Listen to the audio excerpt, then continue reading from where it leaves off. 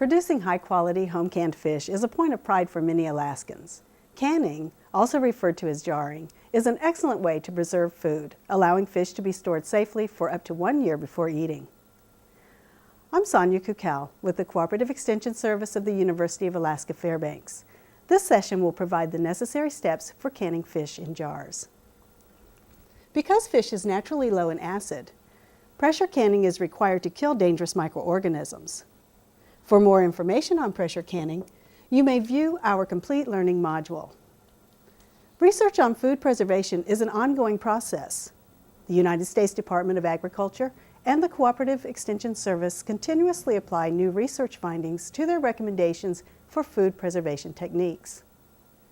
The guidelines in this module may be revised as additional knowledge is gained that may increase the margin of safety or improve the quality of home-preserved foods. Consult your local Cooperative Extension office annually for updated information.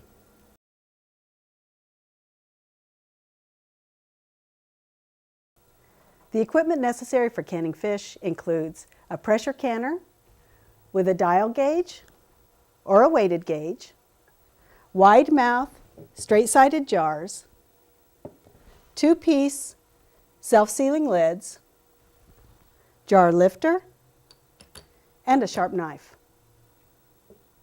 Before you begin, read and familiarize yourself with the directions for your canner. If you don't have an instruction manual, contact the manufacturer for a new copy. Make certain that your pressure canner is in good working condition. Inspect the gasket. It should be soft, pliable, and free from defects such as rips or tears that might allow air to escape. The canner must be airtight when it's sealed. Check the safety plug to ensure that it is correctly seated. And hold the canner lid up to the light to be certain that the vent is not blocked. If you're using a dial gauge, have it checked annually for accuracy. Dial pressure gauges may be checked by your local extension agent. Half-pint, pint jars, or quart jars may be used for canning fish. Make sure you follow the specific instructions for the jar size you choose. Procedures and processing times for the quart-sized jars are different. Be sure to use wide-mouth, straight-sided jars as they are easier to fill. You will use 2-piece lids to seal the jars. The flat lid has a sealing compound. The ring holds the lid in place until the jar is sealed. Lids cannot be reused. Use new lids every time you can. The rings may be reused if they are not bent or rusty.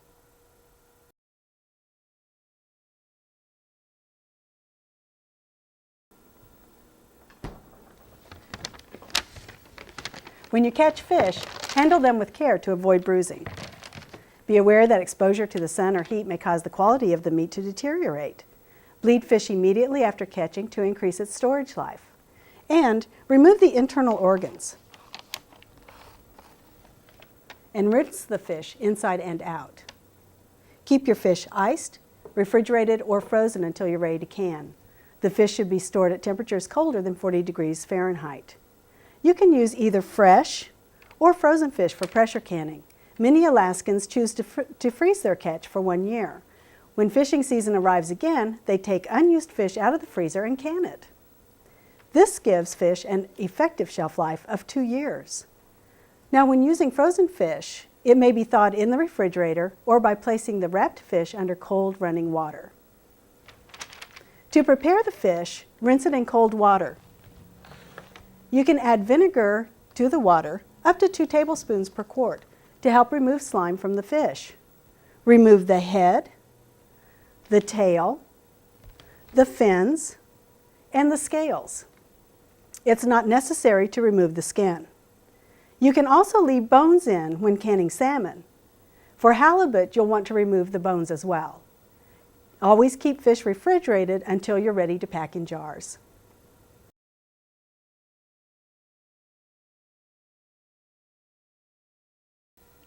In preparation for canning, wash your jars in hot soapy water. Run your finger around the rim of the jar to check for scars or nicks that might prevent sealing. Prepare the jar lids and the rings according to manufacturer's directions. Often, you'll be instructed to heat the jar lids to soften the sealing compound. Cut the fish into jar-length fillets or chunks. Keep it simple, using the fewest cuts possible. You can leave the skin on or take it off. There is some controversy as to whether the fish should be packed with the skin side out or in. You choose, either works. Pack the fish solidly into the jars. Press the fish to fill up as much airspace as possible. Fillets can be rolled before packing. Leave 1 inch of headspace between the fish and the top of the jar. Because salmon has a significant fat content, no additional liquid is required. When canning halibut or lean fish, up to 4 tablespoons of olive oil or vegetable oil may be added to each jar. The oil will add moisture to the product, but will also increase the calories. Salt, seasoning salt, or other spices may be added on top of the packed fish. Check the Cooperative Extension Service publication titled Add Variety to Home Canned Fish for more suggestions.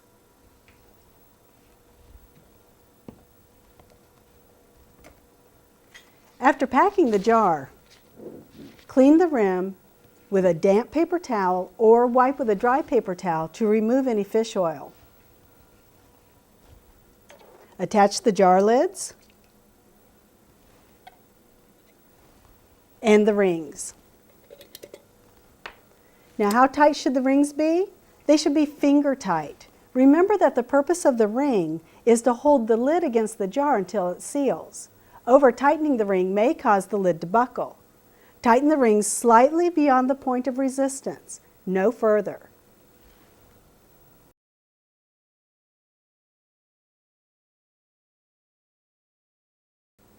To begin the canning process, center the empty canner on the heat source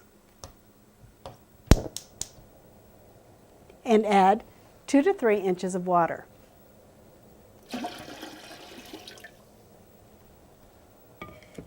The temperature of the water should be similar to the product in the jars. Put a rack in the bottom of the canner. The rack helps to prevent direct contact between the jars and the heat source, causing the jars to break or crack.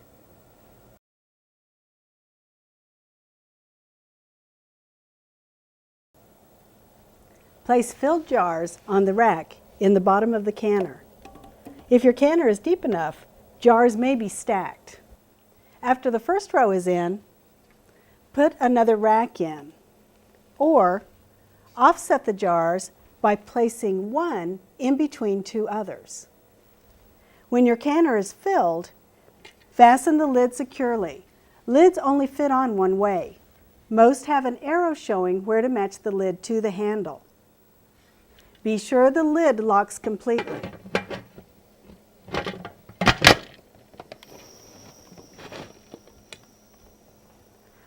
Leave the weight off the vent port or open the petcock. As air inside the canner heats, it expands. This pushes the excess air out of the canner through the vent port. Heat the canner at the highest setting until steady steam flows from the petcock or vent port.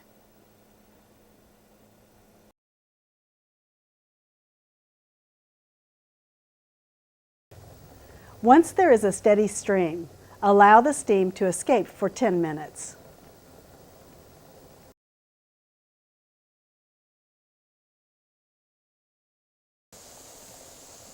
Now, close the vent by shutting the petcock or by placing the weighted gauge on the vent.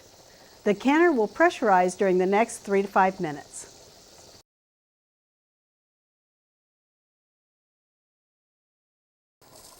When the pressure reaches 11 pounds on a dial gauge or 10 pounds on a weighted gauge canner, begin the timing process. Process pint jars or half pint jars for 100 minutes. Note the starting and ending time in writing, just in case. And frequently monitor your canner. If the pressure drops below the recommendation, the canner must be brought back to the recommended level and the timing started over. For altitudes greater than 1,000 feet above sea level, contact your local extension agent for recommended times and pressures.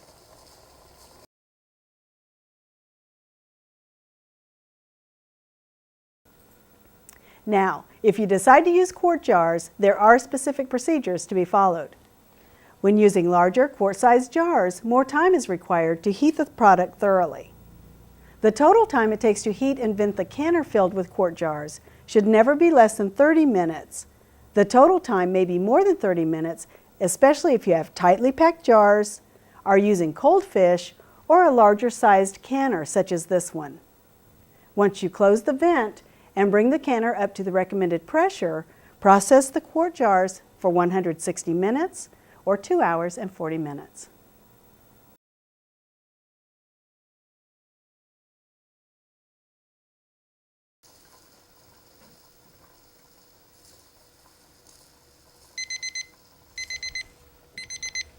When the timed process is completed, turn off the heat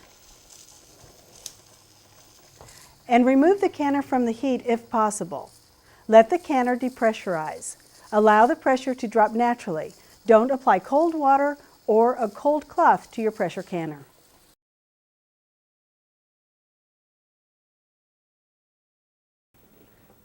After 30 to 45 minutes, check to see if the pressure has dropped by tipping the weight or checking the dial gauge. Open the vent when the pressure reaches 0 or no steam escapes when the weight is tipped. Then wait 10 minutes.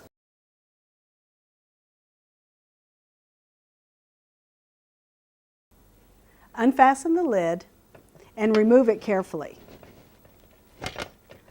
Lift the lid away from you so that the steam will not burn your face. Remove the jars from the pressure canner with a lifter and place them on a towel or cooling rack. Allow the jars to cool for 12 hours before moving them again. Never rush the cooling process or your jars may break. Jars should be cooled in an area away from drafts because air blowing on hot jars may also cause breakage. Jars will seal as they cool.